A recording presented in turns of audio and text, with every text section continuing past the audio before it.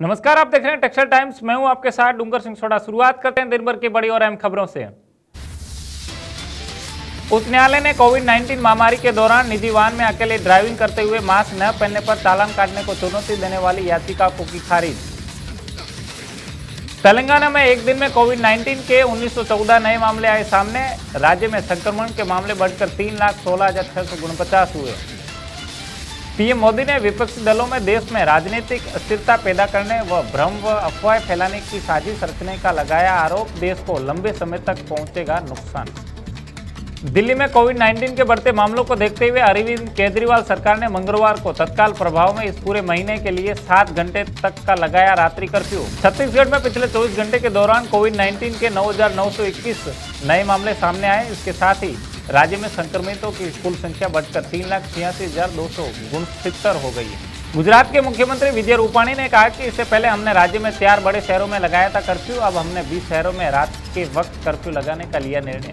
देश में मैन्युफैक्चरिंग को बढ़ावा देने के लिए पीएलआई स्कीम को कैबिनेट में मिली मंजूरी। सरकार द्वारा 13 पीएलआई योजनाओं को अनुमति देते हुए 1.97 लाख करोड़ रुपए के बजट की व्यवस्था। भारत इंटरनेशनल सप्लाई चेन का महत्वपूर्ण अंग बने, देश में 1 करोड़ युवक युवतियों को रोजगार मिले, इसके लिए पहले 3 सेक्टरों में प्रोडक्शन लिंक इंसेंटिव पीएलआई लागू किए गए।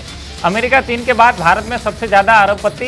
वैश्विक धन कुबेरों की लिस्ट में मुकेश अंबानी 10वें स्थान पर व एशिया में सबसे अमीर शख्स, उनकी कुल संपत्ति $84.5 बिलियन आंकी गई। कोविड-19 संक्रमण के मामले में बढ़ने से फैला डर, सेवा क्षेत्र की गतिविधियों में सुस्ती, लेकिन मार्च में भारत निजी क्षेत्र में उत्पादन में वृद्धि हुई कम। टीकाकरण अभियान शुरू होने से कारोबारियों का भरोसा बढ़ा। इसके चलते मार्च में सूचकांक लगातार छठे महीने 50 से रहा ऊपर। अगर सूचकांक 50 से ऊपर रहता तो मतलब वृद्धि का संकेत है। आरबीआई के फैसले के बाद भारतीय शेयर बाजारों में आया उछाल। सेंसेक्स में 580 अंक की तेजी। सेंसेक्स 30 शेयरों में से 29 हरे निशान पर दिए दिखाई। एफपीआई ने पिछले वित्त वर्ष में इक्विटी बाजारों में किया 2,74,034 करोड़ रुपए का निवेश। एफपीआई ने कोरोना संकट जैसे चुनौती दौर में भी भारतीय बाजारों पर भरोसा रखा बरकरार। एफपीआई ने इक्विटी बाजारों से 6884 करोड़ रुपए अप्रैल में और सितंबर में 7783 करोड़ रुपए की निकासी। सरकार ने इकोनॉमी को संभालने के लिए जारी किया आर्थिक पैकेज। चंद मिनटों में बना सकते हैं पैन कार्ड। आपको इनकम टैक्स की वेबसाइट पैन कार्ड के लिए करना होगा आवेदन। ई पैन के लिए आवेदन करने के लिए केवल 12 अंक का आधार नंबर डालने की जरूरत। रायपुर में 10 दिन का लॉकडाउन। कोरोना की दूसरी लहर में अपनी राजधानी, जहां इतना लंबा लॉकडाउन 9 से 19 अप्रैल तक सब बंद। छत्तीसगढ़ में रोजाना मिल रहे 6000 केस।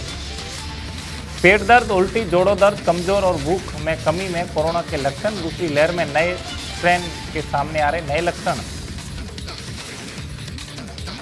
लॉकडाउन का डर, मुंबई से लौट रहे प्रवासी, कंपनियां नौकरी से निकाल रही। रेलवे स्टेशनों पर भी पिछले साल की तरह धक्के नहीं खाना चाहते हैं मजदूर।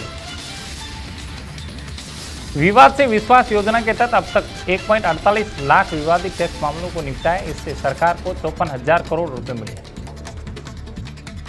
महामारी की दूसरी लहर से लड़ने के लिए आरबीआई का नया प्लान। पेमेंट बैंक की लिमिट दुगनी, आरटीजीएस और एनईएफटी की सुविधा से एटीएम बनेगा मोबाइल वॉलेट। आज की इस खास खबरों में इतना ही। आप देखते रहिए टेक्सटाइल टाइम्स। नमस्कार।